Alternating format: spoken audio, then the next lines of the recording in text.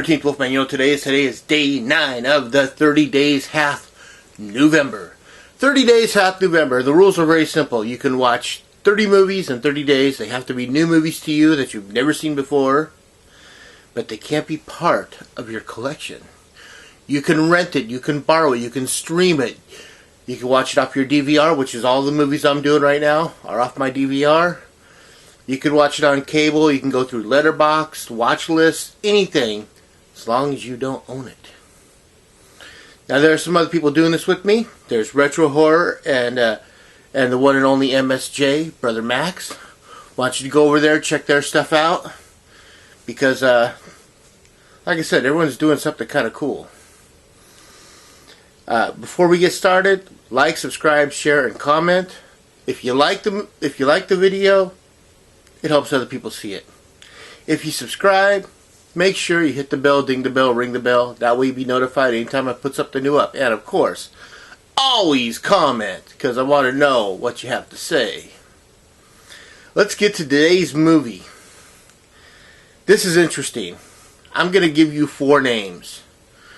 3 of those names are very iconic. I'm pretty sure the 4th one's got a following, but 4 names that you just don't think you would hear in one movie.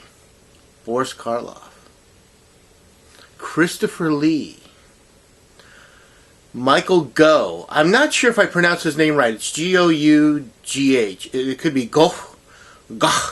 I'm not quite sure.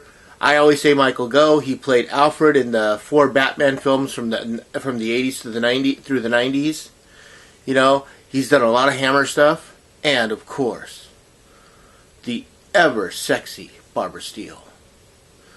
These 4 people are in a movie together. Christopher Lee and Boris Karloff, yeah, they did movies together, but Christopher Lee, Barbara Steele, and Michael Gough and Boris Karloff, yeah, they did one called Curse of the Crimson Altar. This is one of the coolest movies ever. 1968, and Boris Karloff was, I mean, I'm not being flip about it, but Boris Karloff was very ill at the time. He had one foot in the grave and the other on the banana peel at the time, to put it lightly. You know, this is his the last movie he made in England. After this, he made 3 or 4 more movies, but they were all Mexican production. And I don't know how many of those came out, but this was like one of the last ones to come out in the U.S. So what it is Mark Eden, another actor in the movie, plays Robert. Yeah, another Bob. Wow.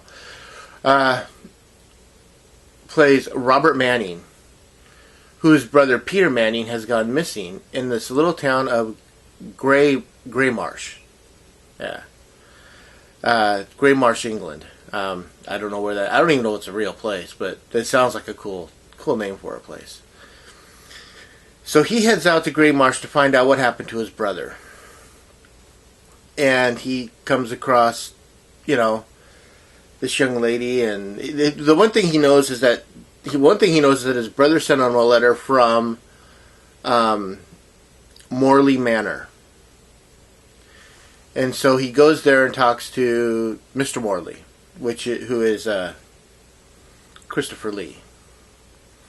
Christopher Lee is, I mean, very, very, sinister is the best way to put it in this movie. You don't quite get a full read on him till really towards the end of the movie. You know he's up to something, but you just don't know what. You know? Barbara Steele plays a descendant of Christopher Lee. I'm going to get this name wrong.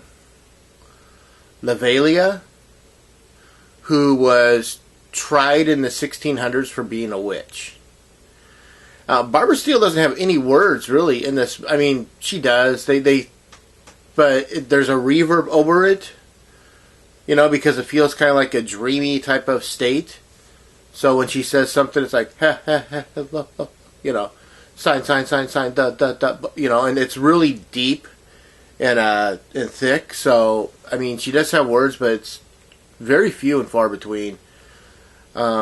She's painted green. She got this one this bikini on. She kind of looks like she would be like a god of some kind, you know. And Boris Karloff is also in this little town, and he plays the village historian. Michael Goh, or however you pronounce his last name, he plays Christopher Lee's manservant, Elder. There's a lot going on with that. I